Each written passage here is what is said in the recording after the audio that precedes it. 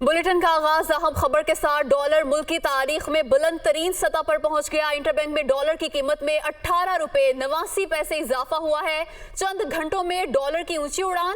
Dollar 285 रुपए की सतह पर ट्रेड कर रहा है और कर्जों के बोझ में भी इजाफा हुआ है।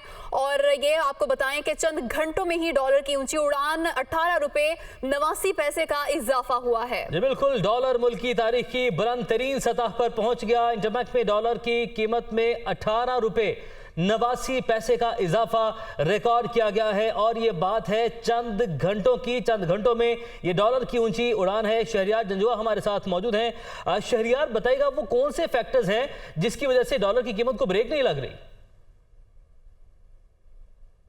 देखिए, एक तो मुल्क में हमारे गैर मुल्की ज़र मुबादला ज़ख़ायर ना होने के बराबर रह चुके हैं। 2.5 अरब डॉलर के करीब हैं। हमारी इंपोर्ट्स क्लियर नहीं हो पा रही हैं। डॉलर हमारे पास आ नहीं रहे हैं। IMF से जो हमारी एग्रीमेंट होना है वो हो नहीं रहे हैं। जो हमारे दोस्त ममालिक हैं, बायलैटरल जो हमें कर्जे मिलने थे वो भी नहीं मिल पा रहे हैं क्योंकि IMF से हमारा मुआहिदा नहीं हो पा रहा है। इस वजह से जो इंटर बैंक मार्केट है उसमें आज देखा है तकरीबन 19 रुपये तक डॉलर जो है वो बढ़ चुका है। 2 दिन में 25 रुपये बढ़ा है। अब लेकिन ये सबसे बड़ा फेलियर है स्टेट बैंक का, वजारत ख़जाना का, कि वो मार्केट में बेयकीनी की कैफियत ख़त्म करने में बिल्कुल नाकाम रहे हैं। स्टेट बैंक का रोल है कि वो ग्रेजुअली या तो डॉलर को बढ़ाए या उसकी एक हद मुकर्रर करे और उसी पर फिर बिल्कुल ट्रेडिंग रहे ताकि मार्केट में एक अनसर्टेनिटी ख़त्म हो। इस पर मज़ीद बात करेंगे। मेरे साथ अभी मौजूद हैं अमीन यूसुफ साहब, माहिर माशियात हैं। इनसे मज़ीद पूछते हैं। अमीन यूसुफ साहब, आप क्या समझते हैं कि आज जो डॉलर बढ़ा उसमें इजाफे की क्या वजूहत हैं? कुछ वजूहत तो मैंने भी बताई, अगर कोई रह गई है तो वो भी आप बताइएगा। देखिए, आप ये कह रहे हैं कि स्टेट बैंक कंट्रोल नहीं कर सकता, आपके पास रिजर्व्स हैं नहीं।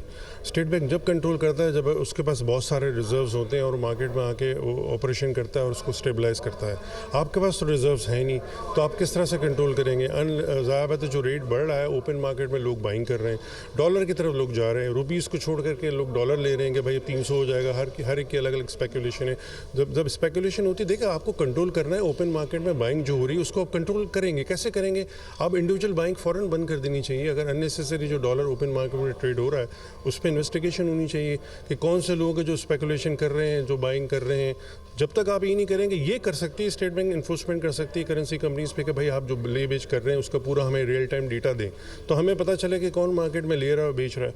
क्योंकि अगर इस तरह से होगा तो लोग सब डॉलर ही लेने लग जाएंगे और रुपीज़ में तो कोई काम ही नहीं करेगा। ठीक है, अच्छा ये भी बताएगा कि देखें ट्रेडर्स की हमेशा से ये शिकायत रही है पिछले 1 साल में कि जो ओपन मार्केट में और जो इंटर बैंक मार्केट में डॉलर का रेट है, स्पेशली जो इंटर बैंक में जो डॉलर का रेट है, वो जब उसको लेने के लिए जाते हैं तो बैंक उससे 10-15 रुपए ऊपर रख के दे रहे हैं।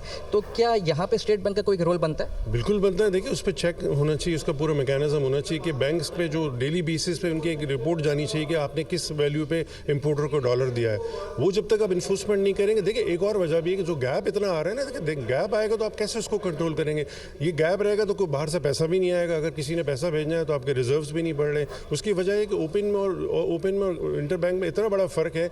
ये फ़र्क जब तक ख़त्म नहीं होगा, देखिए आपके पास रिजर्व जब नहीं आएंगे तो आपके जो रिजर्व्स है वो डिप्लीट होंगे। जब वो डिप्लीट होंगे तो क्या होगा? लोग खशाद होंगे, भाई डॉलर तो रिजर्व्स ख़त्म हो रहे हैं, आगे जाके क्या होगा? तो ये आपको कंट्रोल करने के लिए दोनों चीज़ों को पैरिटी पे लाना पड़ेगा। पहले 1 से 2 रुपये का डिफरेंस होता था ओपन मार्केट में और इंटर बैंक में, अब इतना बड़ा गैप आ गया है। ये गैप जब तक ख़त्म नहीं होगा, आप देखेंगे जो स्पेकुलेटर है वो आके तो कमाएगा, वो आके ये सट्टेबाजी करेगा। देखो, इस पर पूरा कंट्रोल जब तक स्टेट बैंक नहीं करेगी, मैं तो इवन कहूँगा कि करेंसी कंपनीज में जो है ना डॉलर फ़रोख्त बंद हो जानी चाहिए। आप टेम्प्रेरी बैंक्स को दे दें कि वो टेक ओवर कर लें जब तक आपकी चीज़ें नॉर्मलाइज नहीं होती। अदरवाइज़ आप रोज़ाना आके देख रहे होंगे, अभी 5 रुपये बढ़ा होगा, कभी 10 रुपये बढ़ा होगा, कभी घट जाएगा।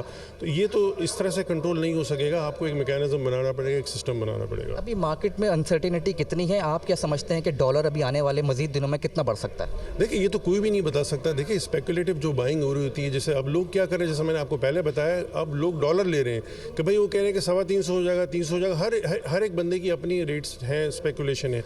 तो ये तो आप बता नहीं सकते जब तक आपका IMF मटेरियलाइज नहीं होगा। जब वो मटेरियलाइज होगा फिर आपको उम्मीद होगी कि बायलैटरल एजेंसी से आपके रीस्केजुलिंग होंगे, आपके पास वहाँ से पैसा आएगा।